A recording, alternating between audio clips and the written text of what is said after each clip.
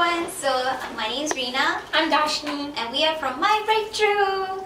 So today we have our fellow mentor from YLA for an interview, and she is none other than Rejina Rahim. Hello. So, okay, Rejina, do you mind giving our viewers a brief introduction about yourself? Exactly. How long that? Anytime you want. Basically, I run the Malaysian operations for Nomura Asset Management Malaysia, which covers both conventional as well as Islamic fund management. Fund management is basically the business of investments. So for instance, if you invest in unit trust funds, that's exactly what we do. But in Malaysia, currently we're only covering institutional business, which means that big pension funds, corporate money, so it's not your retail funds, not your individual unit trust funds. I was actually trained as a lawyer, so I've got a law degree and I was called to the bar, but not to the Malaysian bar. I've never practiced, and the reason for that was very simple. I was very dictated by money because I got married immediately after graduating, and that was before my first job. So when I had an offer between chambering for 500 ringgit a month or working for a stockbroking firm for 1,500 ringgit, it was a no-brainer. So that was basically, oh my goodness, that was 18 years ago. And I haven't looked back since. I've been in fund management since 1998, which is the same year as when my elder daughter was born. I started off with compliance, and the reason how I managed to get to where I am was very simple. I was never happy with what I got in terms of jobs. So for instance, with compliance, you have to look at guidelines and all that. I used to make a fuss that the product development people didn't know the guidelines very well, so I used to come up with product ideas. So my CEO probably got tired of me, so then said, okay, why don't you do product? So from product, and I used to get annoyed with the marketing people because I always thought that marketing people didn't know how to sell products well enough, and that's how I ended up in marketing. And then in the end of the day, I got headhunted to run Nomura. So that was almost 8 years ago.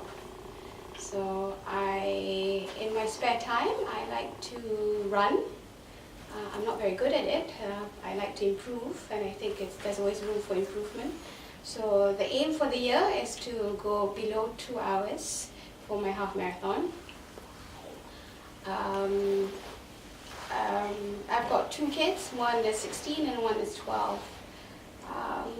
I like cooking as well. I like baking, but I don't have the discipline for baking. That's about it in a nutshell. Wow. Thank you. This is a very cool introduction, very precise. So, Rejina, may I ask you, how has your law background been able to help? Has it been able to help you in your current line of work? I think, obviously I've got a very biased view. A law degree, in my personal view, is a great basic degree because it teaches you how to think, not just accept what things are. You need to question and think laterally, think outside the box. And for instance, in finance and funds management, you'll find a lot of people coming from the accounting background or finance background. So which means these people are very used to black and white. Whereas a legal degree, for instance, with any law, you need to be able to interpret the law. So which means that your own point of view matters. And I think it's very important for anybody, for that instance, to be able to think for themselves and not just say, I accept whatever that's given to me. So, to me, a job is not a job, it should be. A job is what if you make it out to be, right? So even you even have lawyers who are very, who are saying, okay, this is the letter of the law, there's no two ways about it. I think this is where, obviously, whether the law is badly drafted is something else, right? But I think that's precisely why you need to have a bigger point of view. So, a law degree helps you to do that. Great. One thing that interests me on what you said was a job is what you make it out to be. So like my next question will be like, what drives you to do better actually? Very simple. You want more money, right? Yeah. I'll go back. I mean, at the end of the day, let's be very truthful. We live in a modern society that there's a value to everything, right? So I kid you not, the reasons why I have to wake up every morning is simply because I've got a mortgage. Education, private education is extremely expensive, and I like to look good. And that's not going to come very cheaply, so, so you need to, I mean, some people are motivated. So, I mean, let's say if you're a social entrepreneur, you might say, okay, I'm doing for the good of society, etc. But again, there's also a value attached to that. So, it depends on what you want. So if you're quite happy to say, I'll drive a Proton for the rest of my life, then so be it. As long as you're happy, that's fine. But if you're motivated to do more, and the thing is, your priorities will also change as you grow. My priority before was to just, have fun, go out during weekends with my friends, party on and stuff like that. Then children came, it was a different thing. Then after that, you notice that education was expensive, and then you realize everyone else was sending their kids to not just piano lessons. You've got violin lessons, you've got cello lessons, you've got ballet lessons, you've got coding lessons nowadays, so it all comes at a value. Thank you, Rejina. So let's just say, since you said everything has a value, right? So would you say your main values would be primarily linked to money, or is there another value that you actually take to heart aside from this? That you hold on to? I think what motivates me most would be the fact that my kids and family is very important for me. Essentially, I grew up in a middle-class family, but my parents made it very clear that education was very important.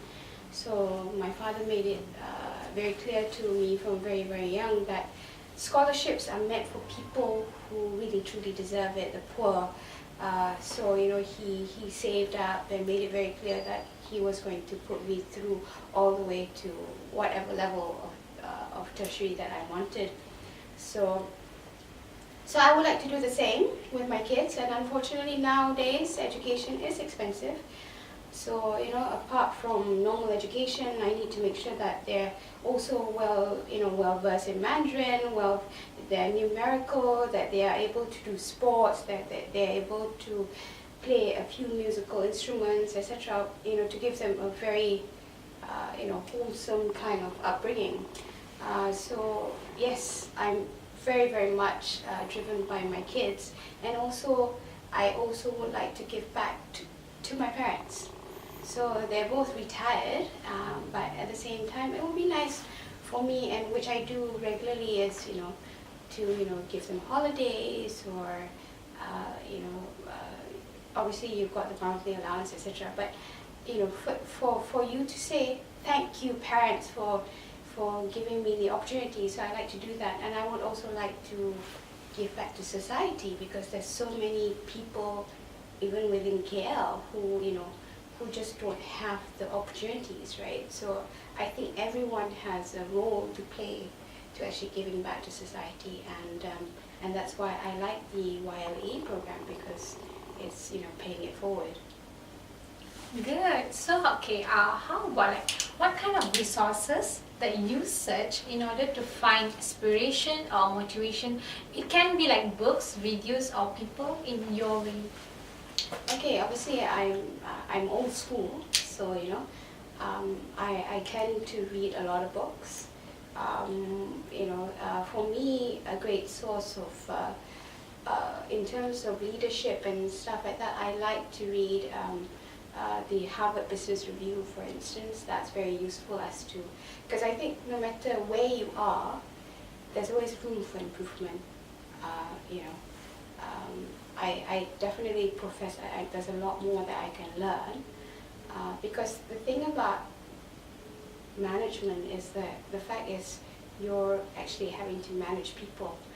It's not managing a business that's very difficult. It's the interaction of, and also how you manage people that's actually the worst part of the job, really. Yeah.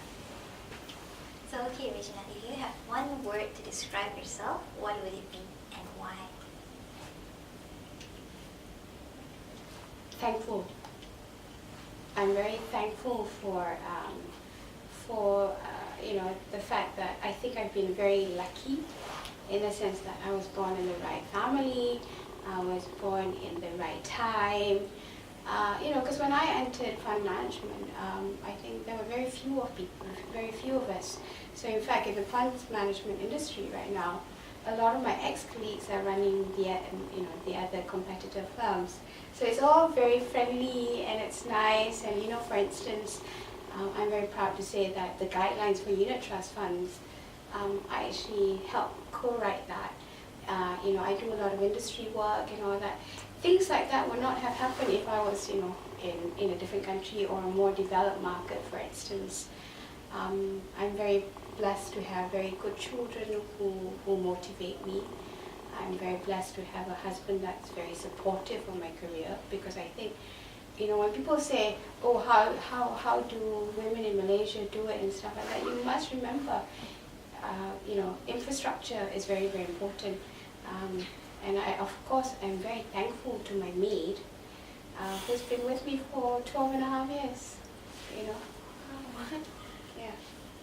That's good. So from all the industry point of views that you have mentioned to us, what are your advice to the Gen Y nowadays? To the young generation of maybe starting from your kids onwards? I think, if money motivates you, you don't need to be ashamed. I think, if your parents are saying, oh, you need to do a certain career or something like that, there's a reason why your parents are saying that, because they don't want you to be a pauper and start begging in the streets. So, but passion is very, very important. So, if you don't have passion, let's say if your parents push you to do medicine and you don't have any passion for it, there's really no point. But at the same time, you could still have a medical degree and do something else. So, it doesn't mean that just because you get pushed to one direction, you have to do what your degree dictates. I actually wanted to be a writer, and I still want to be a writer, and I would like, hopefully in a few years' time, to start a new career. So I think you're never too old to learn.